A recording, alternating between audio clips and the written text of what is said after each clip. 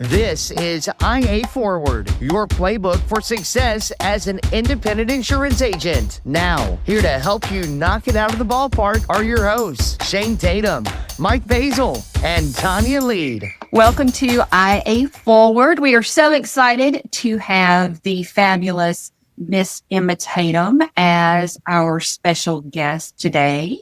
Surprise, Shane. Emma's coming on with us. And Emma has never actually met Mike. So, yeah. That's right. There we go. Yeah, I met your sister a couple of times, but I've never met you. So I basically feel like I know you, but we haven't met in person, but I know who you are. So that's scary. A little scary. What exactly have you heard, and who did you hear it from? I mean, to me, I'm like, oh yeah, he's the New Yorker. I know who that is. Oh.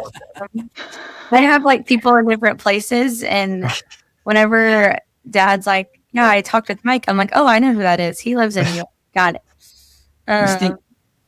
Bill's Mafia. That's all you have to remember, you know? Yeah. That's right. No, I've heard all good things. Okay.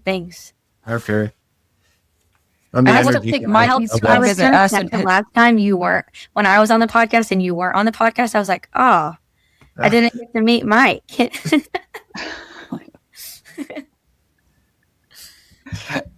Mike needs to come visit us in Pensacola. We have such a huge Bill's Mafia in this area. It's unreal. So, yeah. Well, let's see. Hold on. I'm in because right now it's 28 degrees here. So Wow. I got to go. I'll find a flight on my way. Yeah. It's a balmy 79 today. So, Okay. bring it on.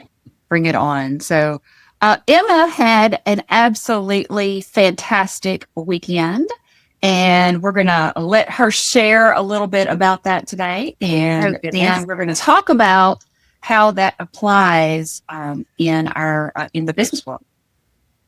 Well, we played Arizona State this weekend, and they were ranked 23 at the time. And we kind of came in and we're like, all right, this is our opportunity to come and kill them. And so we won that series. We lost the first game, won the next two, which were really good for us. And now we're ranked. And then I had a crazy Saturday evening, and I got engaged this weekend, which was actually crazy. I don't think I have realized that it's happened, and neither has Dad. So, What? Wait. You what? You got engaged? don't. Don't worry. His checkbook will catch him up The real first quick. thing I asked was, "Oh my gosh, like he asked you," and Dad was like, "He did. He did talk. He did ask me." Yes, he asked me. And yes, I said, okay, I guess, if you're going to do it. No, he's a good boy, and he's a good one. So Emma did good.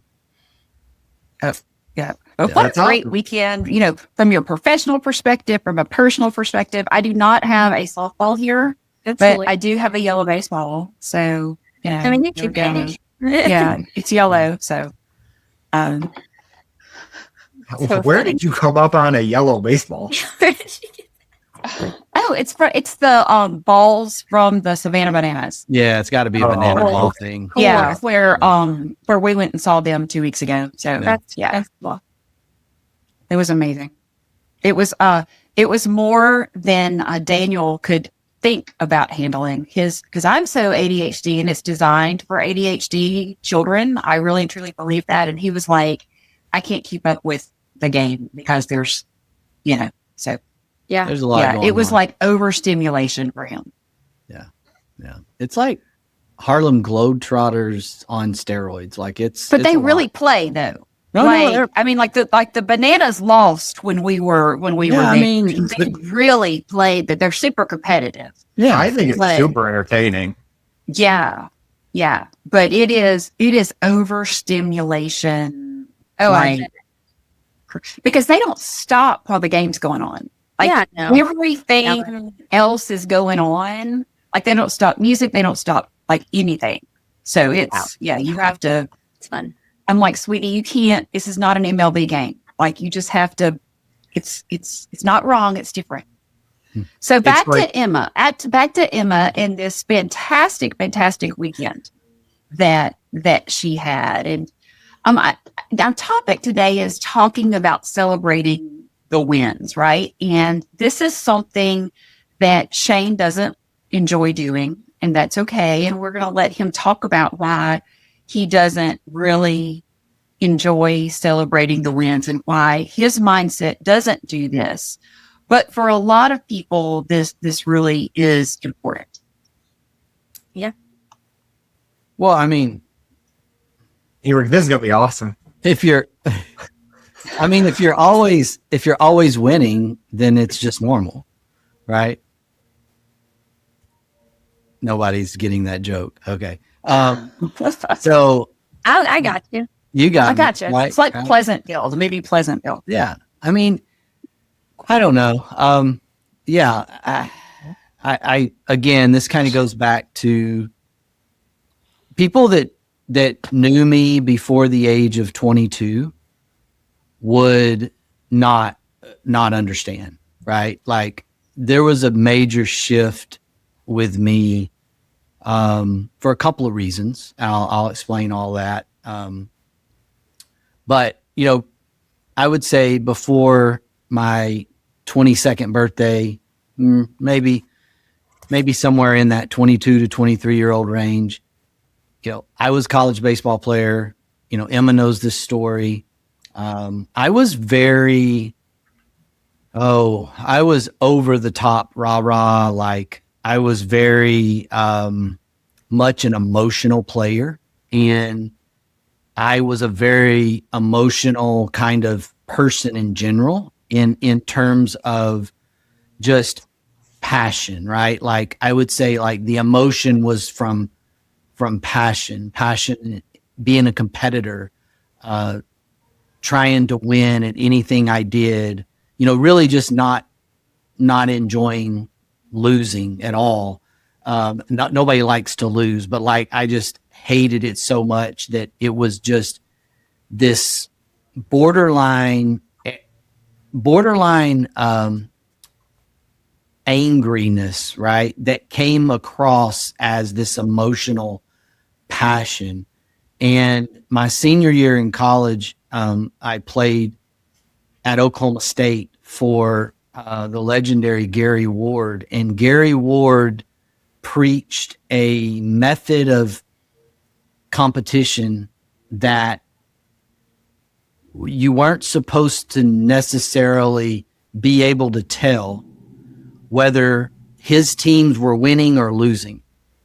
And he had this saying like, it doesn't matter if we're winning by 10 or we're losing by 10, the dugout should look the same. You should be playing the same way.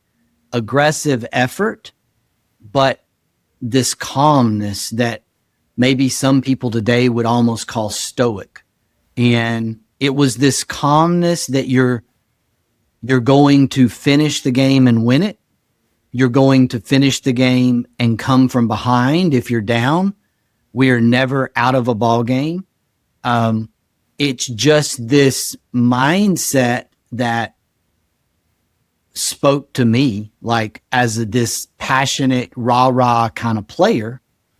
And it took me to a different place, right? And I learned through that season how to embrace that and how much better it was for me personally. Like it made me a better person. It made me a better ball player, made me a better competitor all the way around.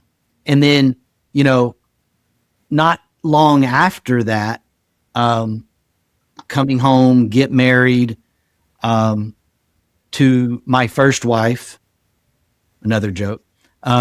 Really? Emma's mom.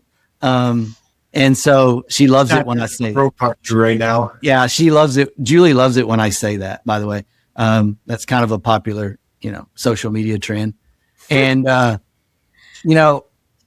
I had, of course, the most important thing that happened to me, and that was a salvation experience, a commitment to a life with Christ and following Jesus. And so those two things happen within a 12 to 18 month period of my life, right? I play for Gary Ward. I go down this path of like learning from an incredible teacher, an incredible coach about really what I would say how the game of baseball should be played. I think softball as well, even though softball, there's a lot of energy. There's a lot more energy in softball. And that's something that Emma's a passionate player when she's on the field and when she's at the plate and when she scores a run. And really most really good fast pitch Division I softball players have a lot of energy in them. And that game is a little bit different. But I love when you can take kind of the combination of those things. And just what I got out of Gary Ward's teaching was you're never out of a ball game. Like, it doesn't matter if you're down 10-0 in the second inning, you can come back, you can win that game. And I think I saw that. Like, I saw us be down. I mean, we were losing to Nebraska like 6-0 in the second inning my senior year. We beat them 37-8. I've never heard that story. It was insane. It was insane. It's still a record today in the Oklahoma State record books. And it was just this incredible experience of learning how to never be out of a ball game, never be out of a competition, that, you know, that you're still winning, right? Even if you lose, you know, the thing is, you know, lose the game, but win the series, lose the battle, but win the war. You know, you're going to lose. It's just a matter of, okay, how are you going to respond to that? And some people call it stoicism in a way. Some people call it not getting excited about winning. That's not what it really is. It's really that you just have this intrinsic gut feeling that you're winning, you're going to win. And even if you lose something, you're going to win the next time. And that was something that was learned for me. It wasn't a natural, just God-given thing for me. This is a lot to process. I don't know about everybody else on this call, but for me, trying to envision you as a rah-rah guy is like, I'm having a little trouble getting past that and on to the next thing. Is there some grainy 240p VHS of that somewhere? Well, you just need to imagine, you've heard of little man-itis. You know, I do have a height challenge, right? I'm not a tall guy.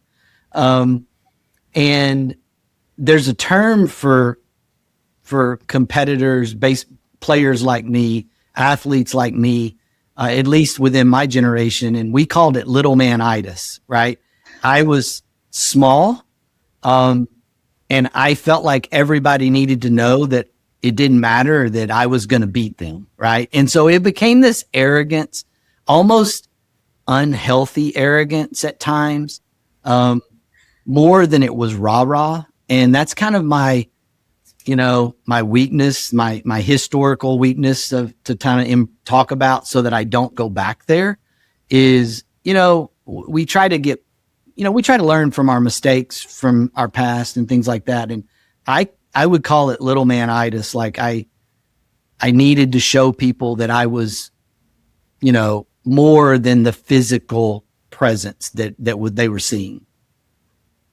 I get that. Like, going back to last year on our travel baseball team, like our smallest guy was absolutely what you just described, like the scrappiest one. I remember when we were I think it was maybe 8U at the time. No, it must have been 9U, first year of kids pitching. He got plunked. He stared down the pitcher all the way to first. I was like, well, hey, buddy, let's not do that. We don't take a start drop in here. That's right. That's awesome. That's right. And I can't say that I have ever experienced this, so I'm just going to stay quiet. But well, it's you know, it's a real thing. Like, I mean, yeah. It really is. Like, you know, The travel ball world has a very, very successful coach. I respect him. I won't name names, but several other coaches have nicknamed him the Little General. And, he's vertically challenged like me. He's a really, really strong personality. He is a very, very successful softball, travel ball coach. He has sent many, many girls to the Power Four, Division I level and beyond. And his nickname is the Little General.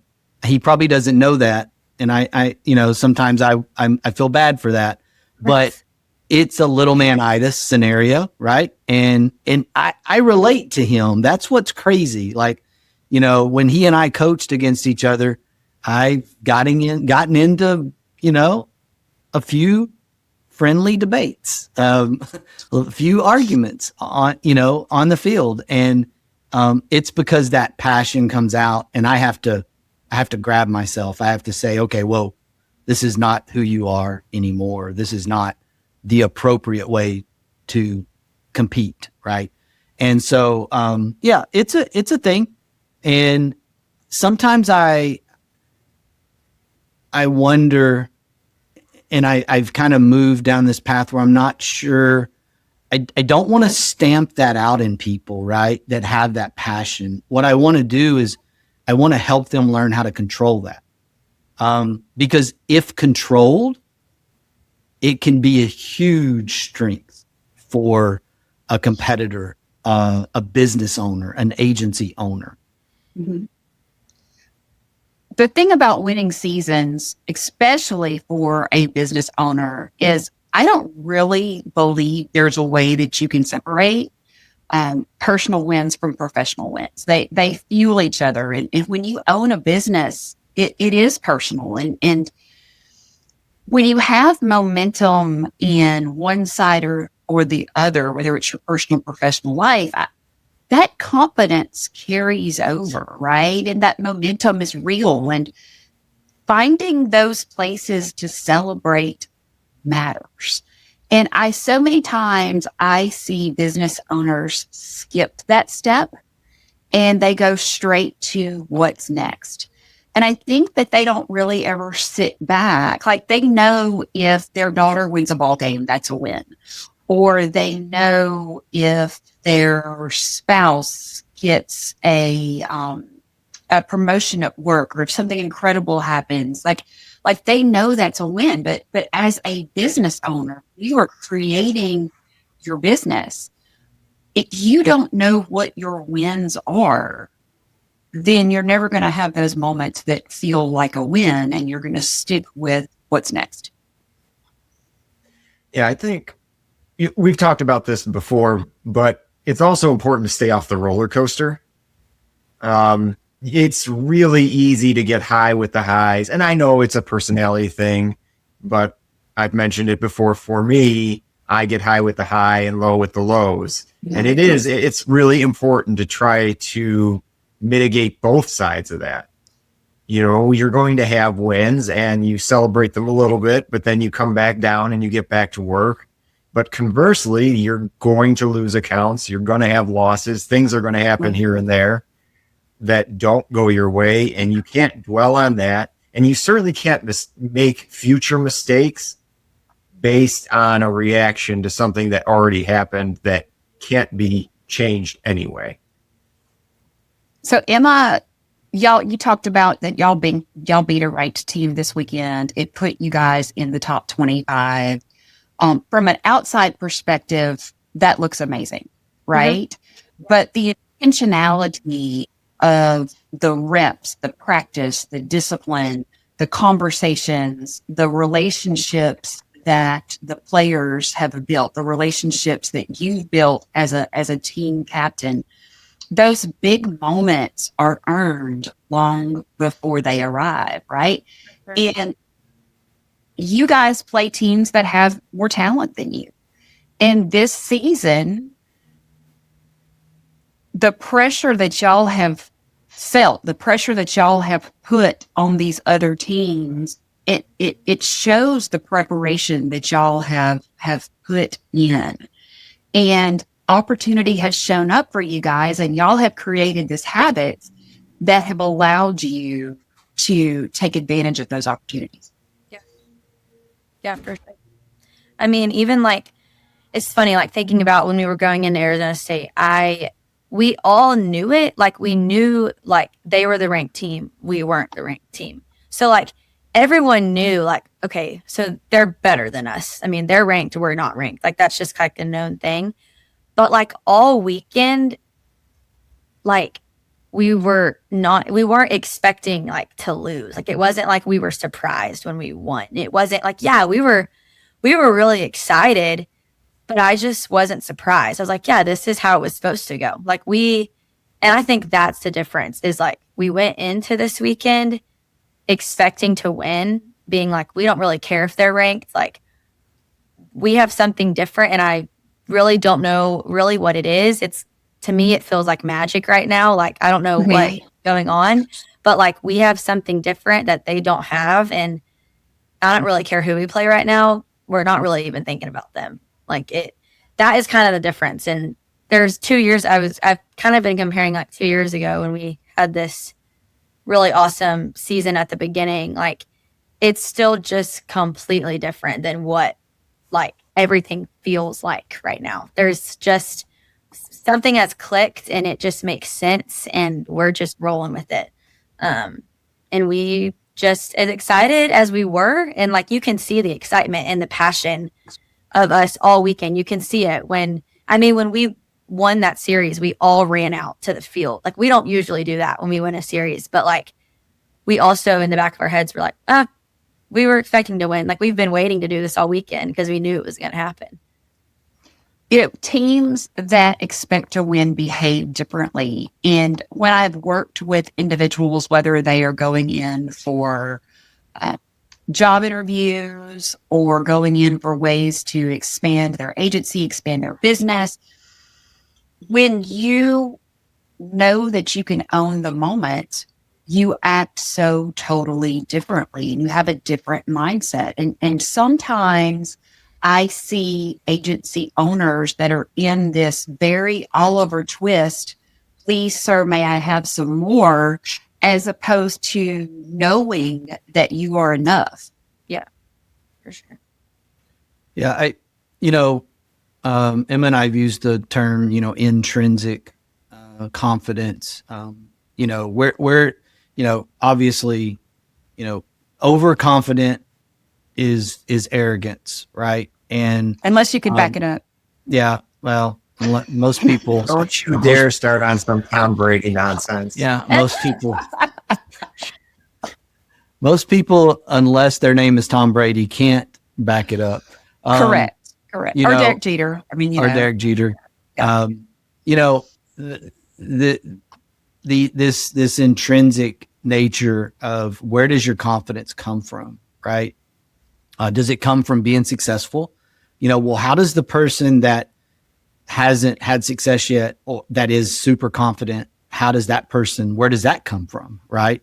And it's a really interesting thing. And I haven't read the book yet, but I got a chance to hear a couple of weeks ago, Dr. Angela Duckworth, and she wrote a book called Grit, and it's about, some people have this grit about them, right? They have this intrinsic confidence about them. And, it's a really interesting thing. And, it's like, can it be learned? I think it can be learned, right? I think it really can. But I think that but kind of back to what Mike is saying, and I know, there's different opinions on this out there. I think most people that get really, really, really high in terms of the rah-rah, what would be described as the rah-rah, right? I mean, hey, get excited about winning. It is exciting. It's fun to win. Hey, it's a whole lot more fun to win than it is to lose. I mean, Emma's 4 years, finishing her 4th year, building being a part of a senior class that has built a program, turned a program from the bottom end of the Big 12 to the top end of the Big 12. And it's a lot of hard work. It's the wins and the winning should be celebrated. And like the ranking this week, as we're recording this, the ranking this week is something that's been building. Like, okay, yeah, they got ranked, right? They didn't get ranked for beating a ranked team. They got ranked because they did what they were supposed to do in beating that ranked team. But that's been building for several weeks. And, you know, you kind of go back to February. They're a northern cold weather team. They spend a couple of weeks in Florida. They have a couple you just of called them a cold north. What? Yes. Yeah, Kansas is nuts, dude. Nuts. I promise you. I know Buffalo's terrible, but Kansas can be nuts, right? Kansas has wind. It's Unlike wind, any man. place I have ever been. Like when I have seen them play, it takes me probably 30 minutes to get the knots out of my hair after sitting I in know their it's stands. 28 degrees in Buffalo, but when I woke up this morning to go to weight, it was 34. Yeah, So it wasn't 28, but it was Right. chill. it was chilly. It was The chilly. wind is different. But for They have perspective, wind that I didn't know existed. yeah, for perspective, in January when the southern teams are on the field getting to work out, they're indoors and they've got snow on the ground and they've got 30-mile-an-hour winds and they can't get outside. And so, you know, there are games and matchups that they play that are critical in February. You know, they had a matchup against Florida, a matchup against Michigan. Michigan's a cold weather team, right? That was a really tight game. I Should've say won that today, yeah, I should have won that one. I say today that you put them up against some of those games in February, they don't lose those games, right? And so this has been a momentum building thing for them. And I think it's very similar to running your agency.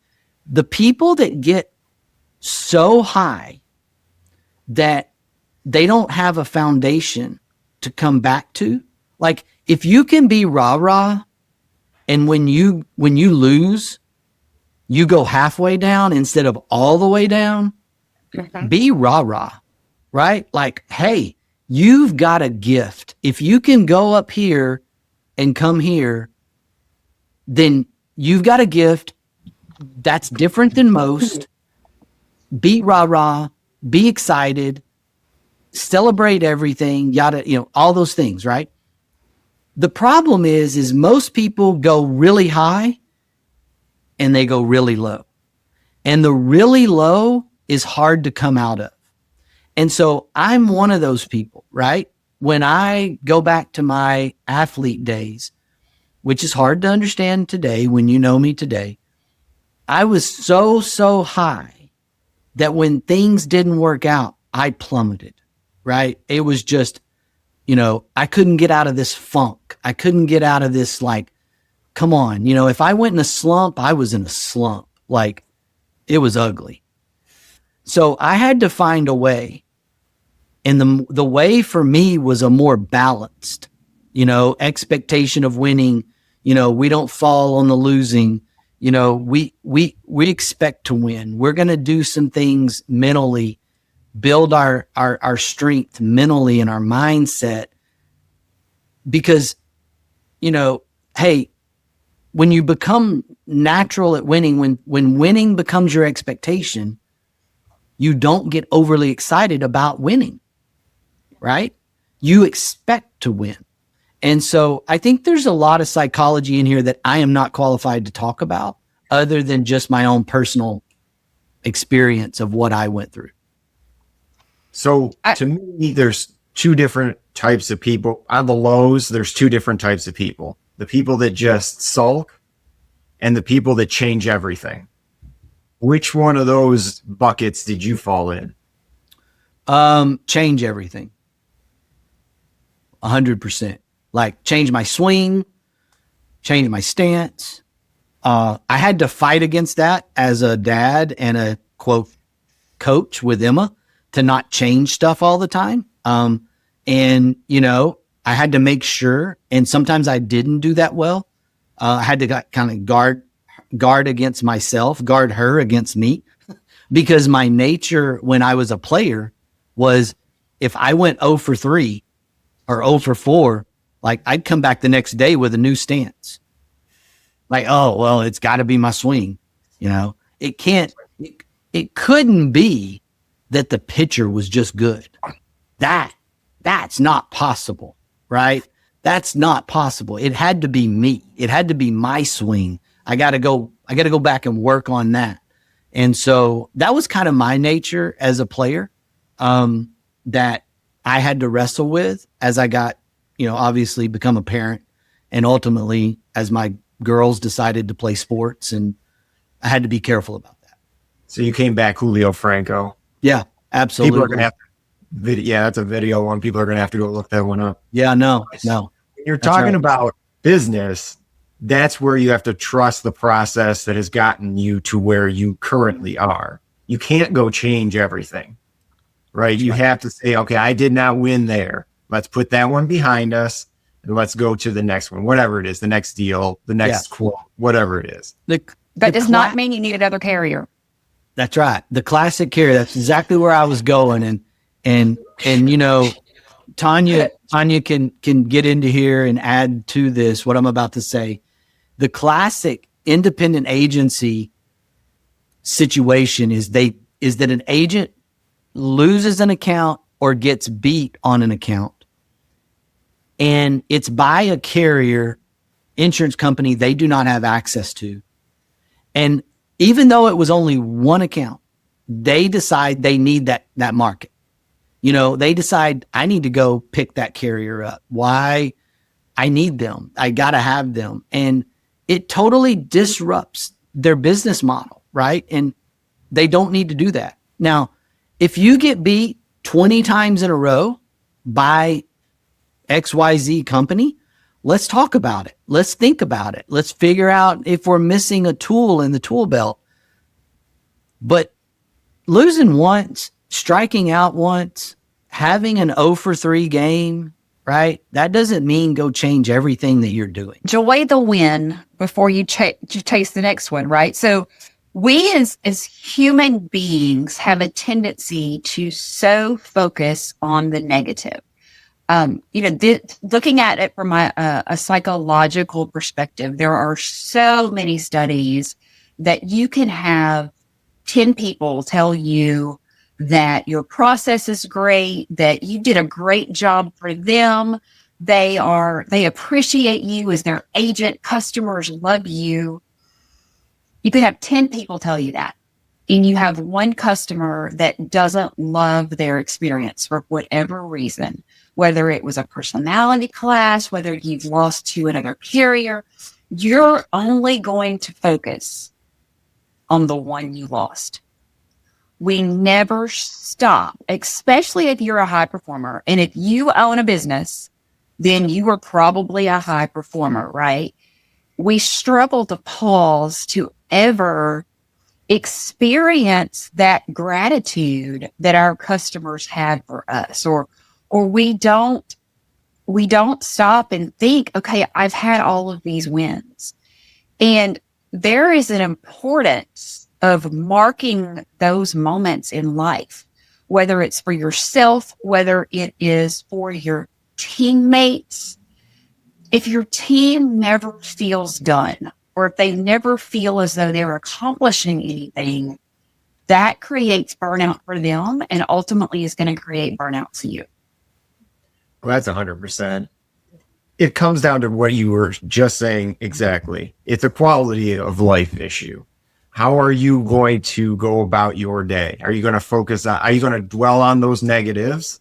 Which I know that's everyone wants to do that intrinsically. That's kind of how we're wired. But you have to try to get out of that. Like you always hear people say, oh, if I wasn't unlucky, I'd have no luck at all. Well, that's completely untrue. It's just you focused on those few things that didn't go right. Yep. But if you're healthy and you have a family and everybody in your family is healthy, Well, you've just chosen not to focus on the fact that you are very rich in a different way. Yeah. It's like when you get your flat tire, you can either choose to change your tire and or call the service that is on your insurance, and they'll come out and change your tire for you. Or dad, you can call your dad. You call your dad. I can't do that any longer because I've that's had what I did for the first several, for the first several decades of my life was call dad. Sadly, or you can choose to let all the air out of the other 4 tires.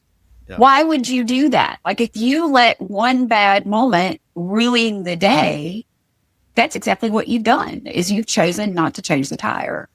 And sometimes I think we forget that all we have to do is change the tire. Like, it's really not that big a deal. Yeah. And, Emma can speak to this too, but we tend to focus on the mistake instead of the success. And, there's 2 things in here is, we could, it's, and I'll say this because it's easy.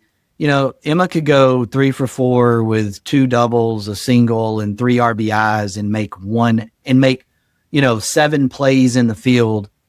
And then there was that one ball, that one error, that one bobble that maybe it wasn't an error, but she could have.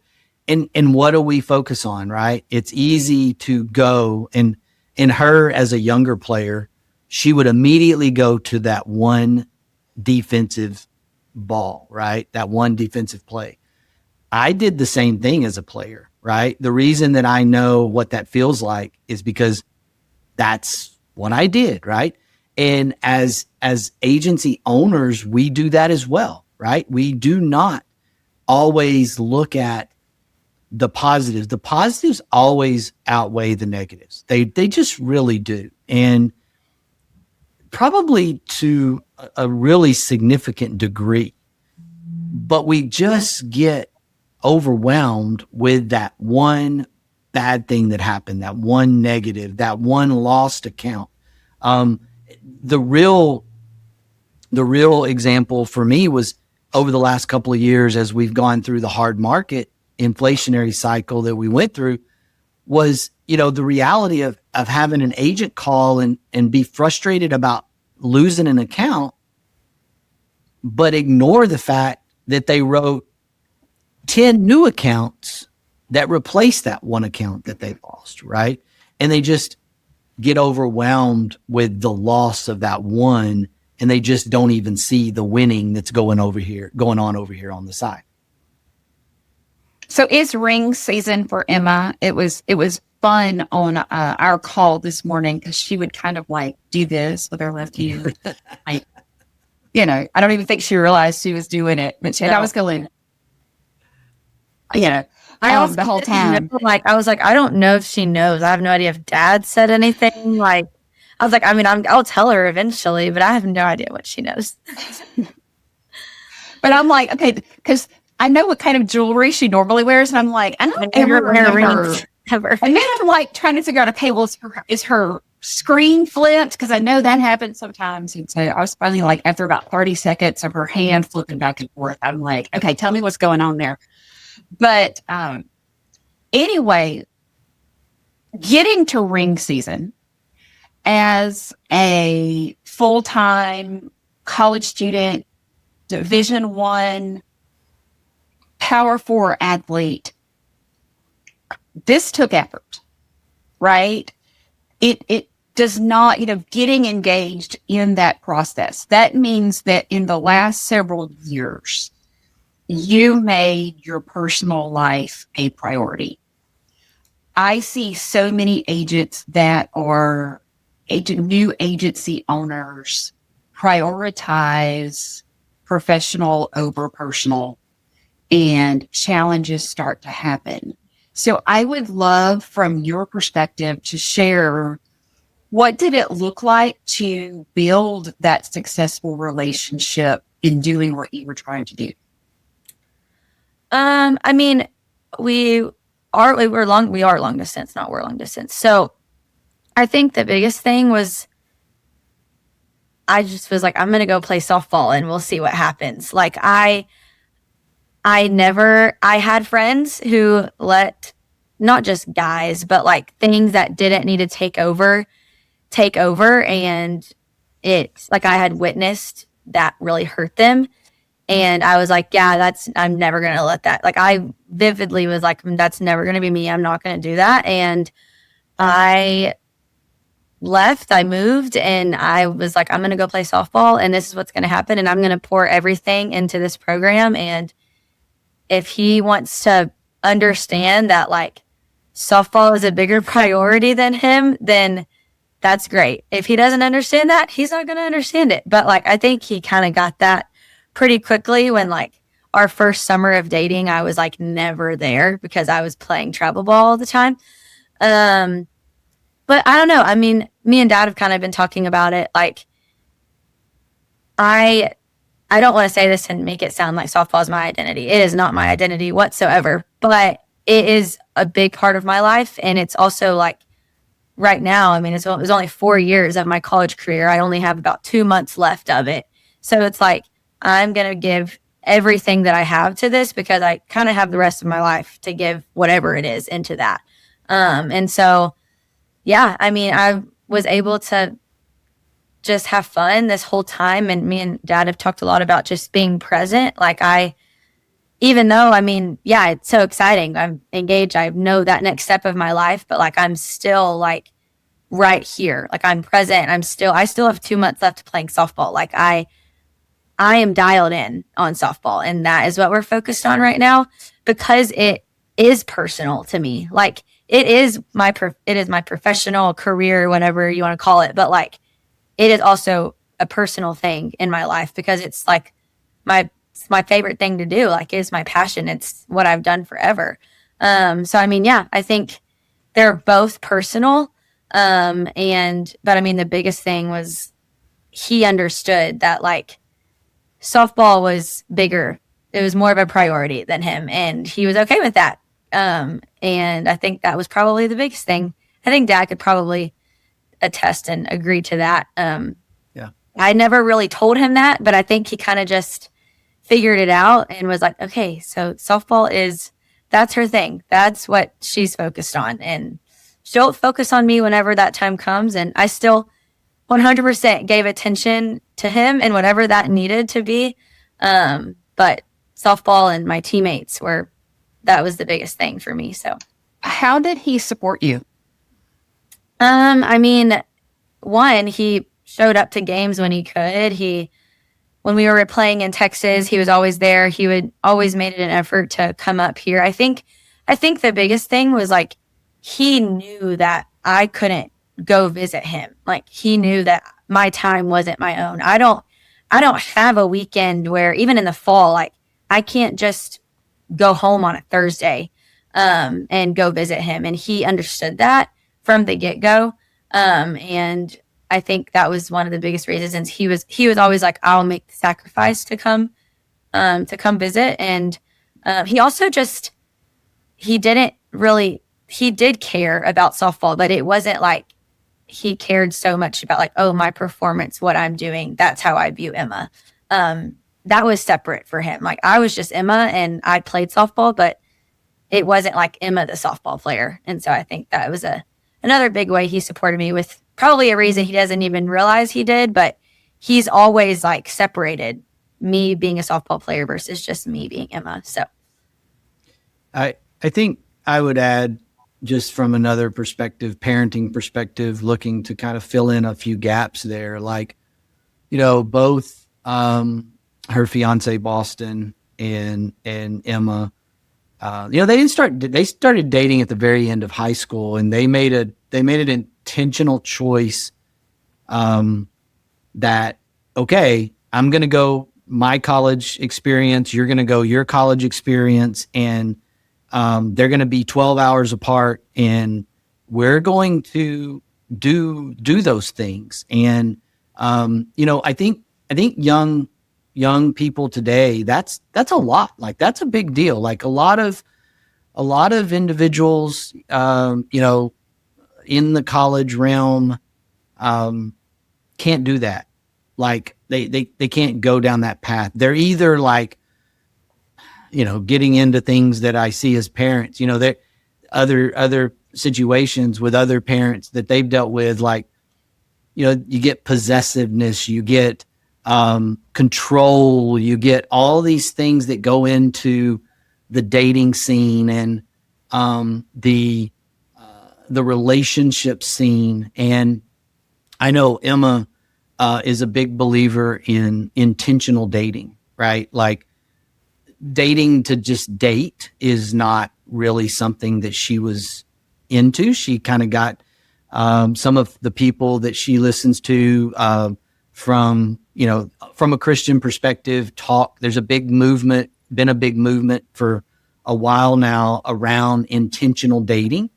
And just this reality around that, I think, was also front and center within their relationship is, hey, there's a long-term path here. Otherwise, what are we doing?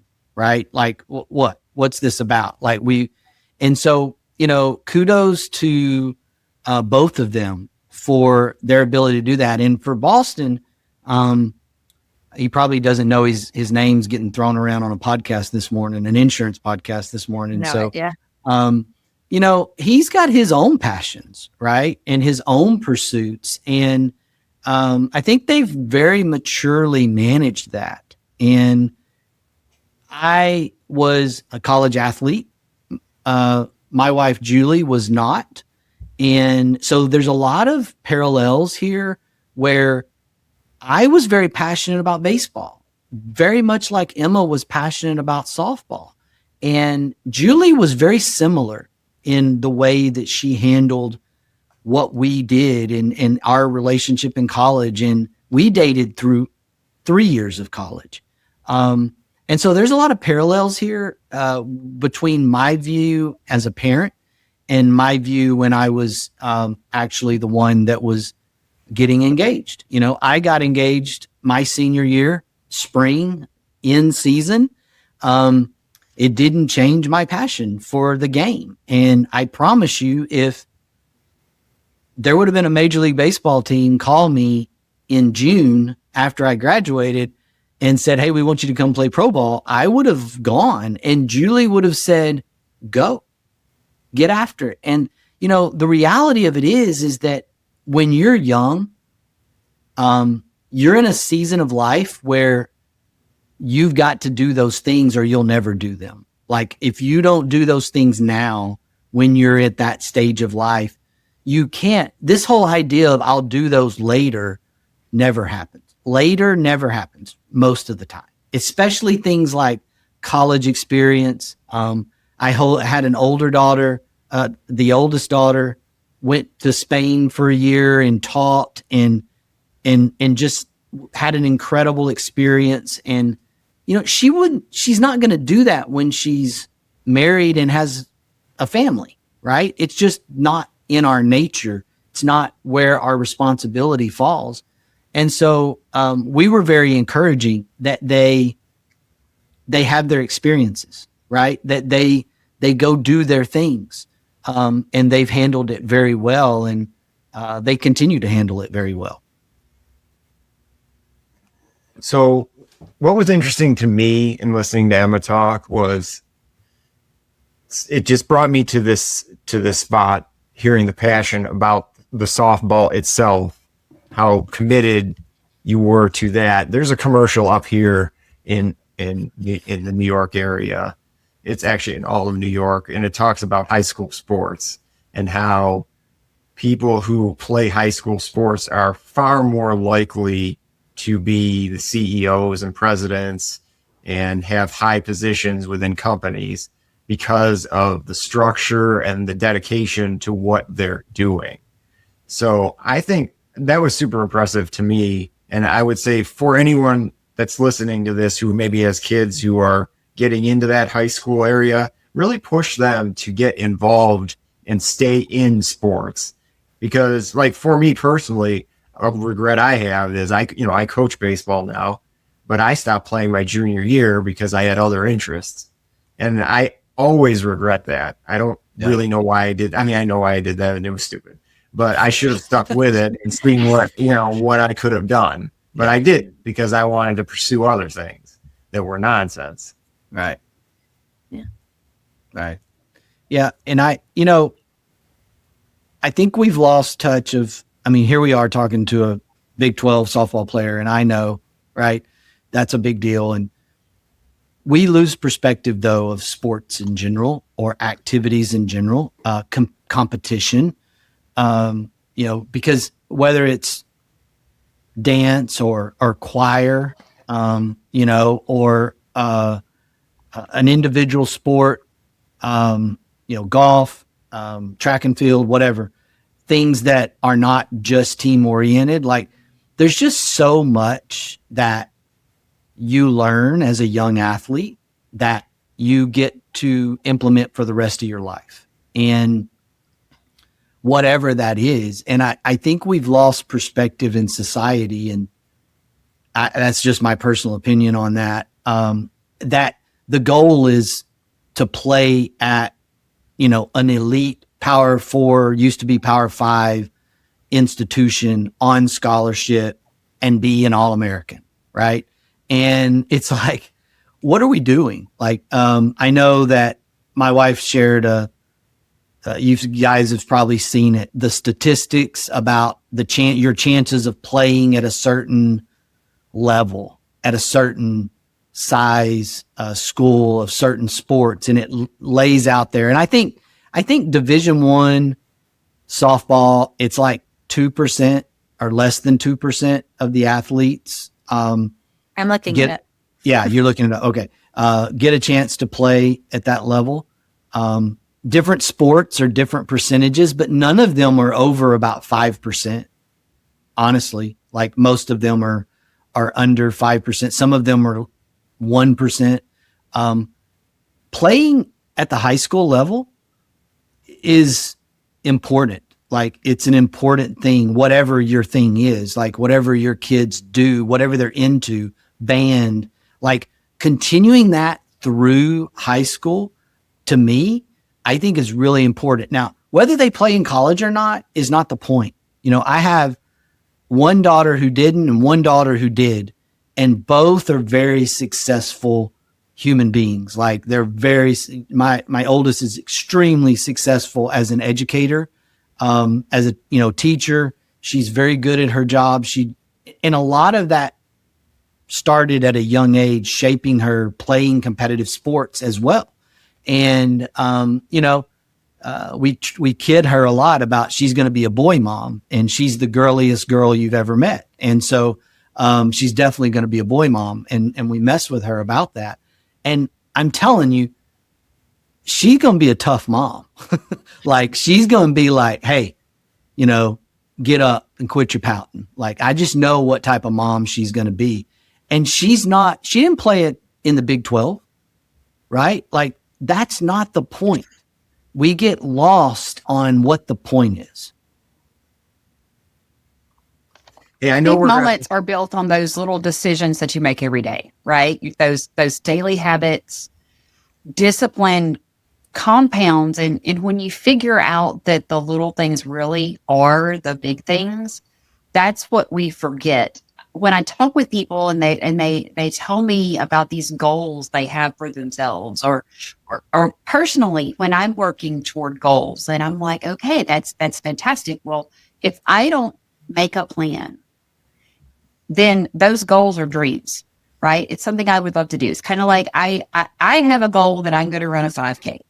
Emma's talking about running a half marathon. I want to run a 5K. But it's been on my goals for like 7 years now to run a 5K. Well, obviously, this isn't a real goal for me. It's a dream. I want to do it. But if it was a real goal, I would make a plan. Yeah. And I don't do the daily habit thing I need to do every day, because Shane's never told me to go stick it in Gemini and that it's going to make me a plan. It'll tell you what to do. Yes, it will. Yes, it will. But if you don't make a plan with those goals, creating those daily habits, weekly habits, those big things that you want are not going to happen, right? Right. And you have to take the time and give yourself a little bit of occasional hype, a little bit, that you're hitting those little things. Because if you don't notice, then you're not going to have the momentum to hit those big things. Unless you're Shane Tatum. Yeah. You still got to have the goals. You got to have the plan. And I'll, like Emma, I want her to speak to this. Like, I think, like, okay, playing at the SEC, in the SEC or the Big 12, Big 10, like, it's really, really hard. Like, it's physically hard. It's mentally hard and challenging. You know what's not hard? The plan. Because you don't own your time. The plan is put in front of you. This is what you're going to do. Tell us, what is that? Do you agree with that or disagree with that, Emma? Well, I agree with that. I mean, like, I don't make the plan. I don't make the structure. Like, when we're on the road, I don't decide when we go work out. I don't decide what food we get. Like, it's kind of just out there. But the thing is it's like, okay, we're just going to go do this. Like, it doesn't really take a lot of like thinking to just go do it. Cause it's kind of just, sometimes it does feel a little robotic because it's like, this is just all that we do. But I mean, when we have a home series, it's like, all right, we play at 5:00. We're probably going to get to the field at like 11, which sounds crazy, but I saw a podcast the other day and it was Kevin Durant talking to Aaron Judge about the different times they got to the court and the field. And Aaron was like, yeah, for like a 7 p.m. game, we get to the field at 8 a.m. And Kevin Durant was like, what? I grew up an hour before. Like, just the difference in like the sports, but like, which is why I think I'm biased about softball or baseball, is like the preparation it takes. But it's not my own time. I mean, like, I haven't been on my own time for the past 4 years, and that's kind of the sacrifice it takes. But I don't know. I wouldn't want it any other way. I think it just kind of is what it is. And the hardest part is just executing the plan, because the plan's right in front of you. So the hardest part is like, you're given this plan by all these people, and the people who make up the plan don't get to do any of the execution. They're just like, all right, now it's your turn to like see if the plan actually works. We're like reading a hitting chart and it's like, all right, we're taking until we get a strike, or we're only hitting this pitch, and we're being told all these things. And then it's like, all right, well, pressure is up to us to see if we can actually do it. So what will the transition be like for you to go from this very structured, this is your plan every single day, to creating that plan to do the things that you want to accomplish? Because I see that as being probably the most difficult part of starting an agency, is you've had somebody telling you what to do in some way, form, or fashion as an employee, right? As a producer, you've got somebody telling you what management system to use, what time you have to be at work, all of these things that you don't even realize that you're being told to do working for somebody else, right? And now all of a sudden you own a business and you've got to do 940s and 941s. And there's all of these things that you don't really even think about. You just know that you're a really great producer and you want to own your own business. So what are you thinking about now as you transition from where you are to creating your own plan?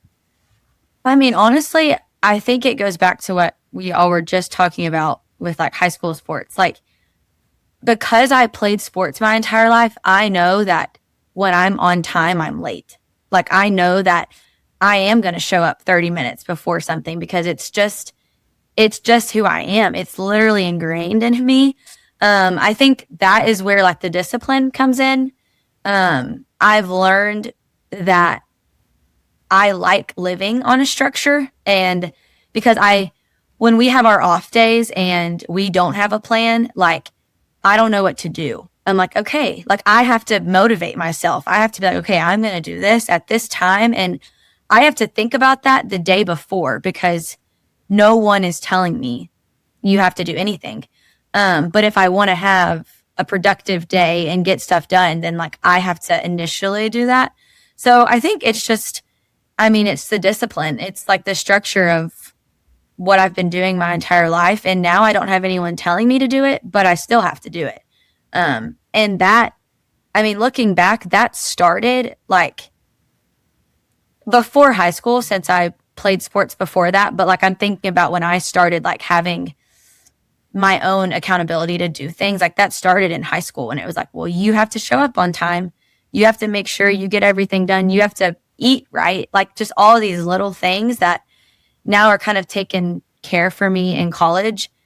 I think as hard of a transition that it might be, will still be good and easier because I've learned how beneficial it is to live on a structure and to have discipline.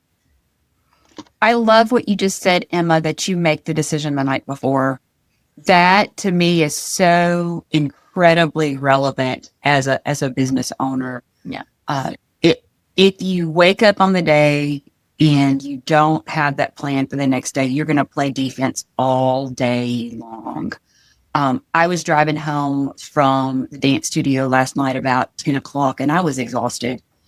And everything in me wanted to send a note to my trainer and say, hey, look, I'm not going to make it in the morning. Like, I'm not going to be there at 6 o'clock. I'm not going to have, I'm tired. And I was like, but what is that telling myself? Like, you know, I had this little internal dialogue thing going on. And I'm like, you know, it's not about motivation.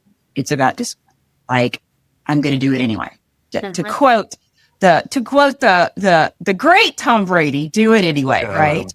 Had to do it there. But yes, I mean, that's one of the gifts that you have is that concept of I'm going to make the decision tonight or do it anyway. And I really think that that's key. So yeah, I'll do the shameless plug because usually you do it Tonya, so I'll do it this time. So if you're someone out there who knows they can do the work, but maybe you're a little bit worried about the structure, getting the structure right to make sure you're successful, that is something we can absolutely help you with here at Integra. So if that was a spot where you felt you were a little deficient in, you know, get with us and we can certainly help you with the plan. Or if you know exactly what you're doing, that's the great thing about our structure is if you've got your plan ready, we're going to let you do it. Yeah, I think that's the biggest and hardest thing for creating agency ownership, whether you are experienced producer, insurance experienced, or whether you are just a sales professional that is new to insurance, is just you want to own your own business. I mean, I do believe that the individuals that come to us, they're passionate about wanting that. They want the freedom. They want the flexibility of the time that it can give them. They don't want to miss ball games. They don't want to miss dance recitals. They don't want to be told that they can't take that day, take that afternoon to do those things. You know, what happens though is in order to get that freedom, there has to be a ton of discipline poured into it, right? Because you have to now create your own structure. And it's one of the reasons I and I'm so glad Emma went that way, but one of the reasons I wanted her to kind of share her experiences with structure is because we talk a lot about the difference between the exclusive agent channel and the independent agent channel. And, you know, the exclusive agent channel is kind of like that college athlete that has their world somewhat dictated for them. Their structure is provided to them. The independent agency world, tons of freedom, create your own brand. I am obviously a biased advocate for the independent agency system. I believe it's the best business in the world. I've said that over and over again, and it's my hill to die on. And at the same time, what you have to know and understand is that you have to be willing to put in that discipline to create that structure for yourself, just like Emma's talking about post-college, right? What will that look like? Here's the really awesome part. It may feel scary, but you already know what to do. Like Emma already knows what to do. She's been trained what to do, and she's going to enter post college life, and she's going to have that discipline to do that. And, there's going to be times where she fails. It doesn't work. She doesn't bring the discipline to the table, and she's going to hate it.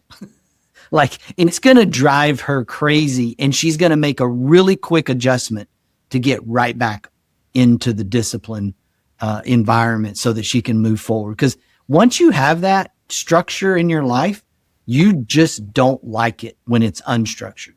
Yeah. I literally have thought so many times, like with Tonya, you saying you didn't want to go work out. Like, obviously I can't choose. Like, I can't just not show up to weights. That would be crazy. But like, if I, like, when I go work out or do something on my own, like when we have an off day, I have grown to love actually still going to the field and just like going by myself. And there have been days where I'm like, I could just go home. And I think the difference is it's like, or I could go work, go hit some tees, go get better. And then I can go home. Like, I'm still going to get to go home and relax and do nothing. But like, I think the difference is like, I love like that competitiveness in my own head of like, oh, like I'm going to do it anyways, because I know how I'm going to feel after, and I feel so much better. Okay, I just want to point out that Emma just quoted Tom Brady too. Oh my gosh. Good anyways. That's neat too. I'm going to leave us today with this quote. Leave us, from- please. I'm going to leave us today with this quote from Roger Federer. Confidence comes from preparation, period. Attitude's a choice. Make a great one. Bye, y'all. At the Integra Partner Network, we understand that carrier access is the key to your agency's success. That's why Integra offers direct access to top-rated personal and commercial carriers, ensuring your agency thrives in today's challenging market. And with our comprehensive resources, profit sharing and bonus opportunities, technology and peer support, all where you retain 100% of your book with no penalties to exit, Integra is ready to empower you and your agency to find sustained growth. Find your way to Integra. Visit IntegraPartnerNetwork.com today. That's IntegraPartnerNetwork.com.